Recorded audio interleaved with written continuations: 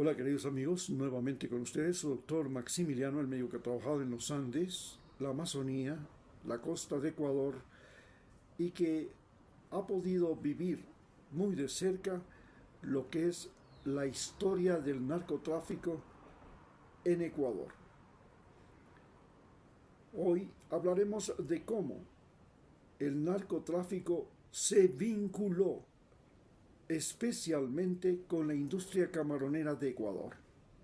Y esto sucedió en los años 90, años en los que Ecuador se convirtió en el primer exportador mundial de camarón y que gran parte de su producción iba a España y Europa, así como también a Estados Unidos. La industria camaronera había encontrado como financista a los bancos del Ecuador y también al dinero del narcotráfico colombiano. Ellos lavaban en Ecuador su dinero, pero luego comenzaron a utilizar la industria camaronera y las exportaciones de camarón congelado en cajas, especialmente a España y Europa, para comenzar a convertir a Ecuador en un narcomar. El mar de Ecuador se fue convirtiendo en el lugar más propicio para la exportación de camarón, pero también el más propicio para la exportación de cocaína. Todo esto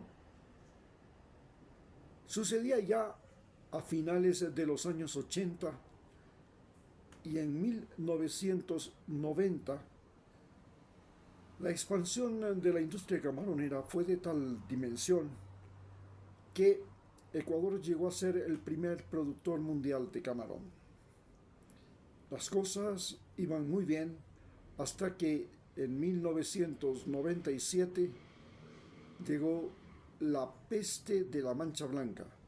Aquella peste de la Mancha Blanca destruyó la industria camaronera y Ecuador vivió una debacle, no solamente por la destrucción de la industria camaronera, donde gran parte del dinero de los bancos, de los préstamos de los bancos, se encontraba invertida y era el dinero de los depositantes de los bancos, sino que además los bancos de Ecuador, motivados por el Fondo Monetario Internacional y la libre salida de capitales, encontraron que era muy beneficioso comprar dólares en las calles de Ecuador, sacarlos a paraísos fiscales, esperar a que se produjera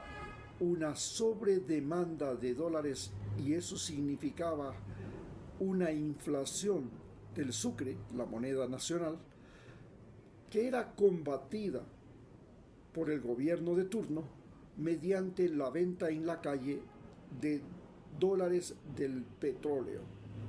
Ecuador ya desde 1974 era el mayor exportador de petróleo de la costa del Pacífico de Sudamérica.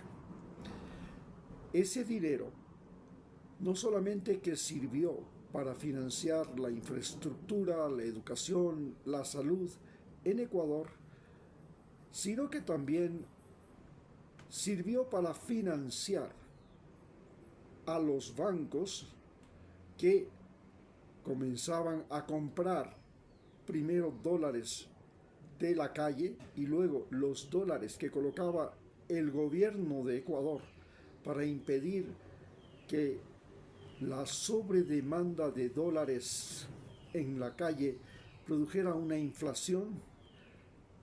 Y esos dólares comprados por los bancos eran sacados fuera del país. Los sacaban a paraísos fiscales y cuando ya el precio del dólar estaba nuevamente estabilizado, lo volvían a introducir, produciendo una baja brusca del precio del dólar, lo que hacía que la gente volviera a vender sus dólares y convertirlos a sucres que eran depositados en los bancos. Esos mismos sucres depositados en los bancos servían para que los banqueros compraran los dólares que estaban en circulación. Nuevamente el precio del dólar subiera por la falta de dólares en la calle, y entonces ellos sacaban los dólares a sus paraísos fiscales y repetían lo que les habíamos mencionado. A esto le llamaban el bicicletazo. Es así como nació una ola inflacionaria que fue imparable, y para 1997, con la caída de la industria del camarón,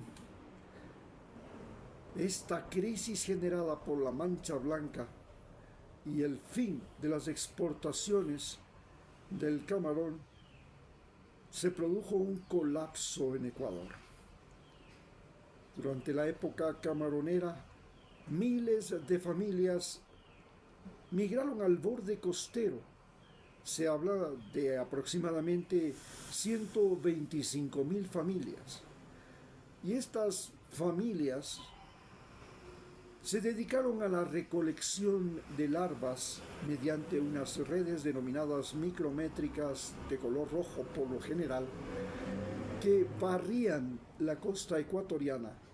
Y esta costa ecuatoriana barrida era el cementerio de numerosas otras especies marinas como peces, tortugas, cangrejos, jaivas y más,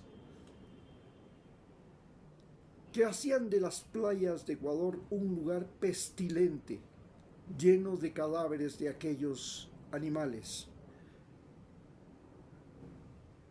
Todo para conseguir 4 tipos de larvas, como les mencioné, de las cuales tan solo 2 sobrevivían en las piscinas. Por otro lado, se crearon laboratorios de camarón que compraban a los pescadores las hembras ovadas de el langostino, o sea, del camarón gigante, y esto era criado en los laboratorios, que luego vendían las larvas a las piscinas camaroneras. En un comienzo, las larvas de camarón no eran apreciadas y valían más las larvas silvestres porque tenían mayor índice de supervivencia. Pero luego, tras la hecatombe que produjo la mancha blanca, la resurrección de la industria camaronera, que tardó años en suceder, fue posible gracias a las larvas de los laboratorios. Ya nadie quería comprar larvas silvestres porque estas eran las portadoras de aquel virus de la mancha blanca, y además se modificaron las piscinas camaroneras dotándoles de sistemas de oxigenación e inclusive desarrollando sistemas de cultivo en piscinas plásticas donde era posible el reciclaje del agua, el mejor manejo de la oxigenación y de la nutrición del camarón. Muchas gracias.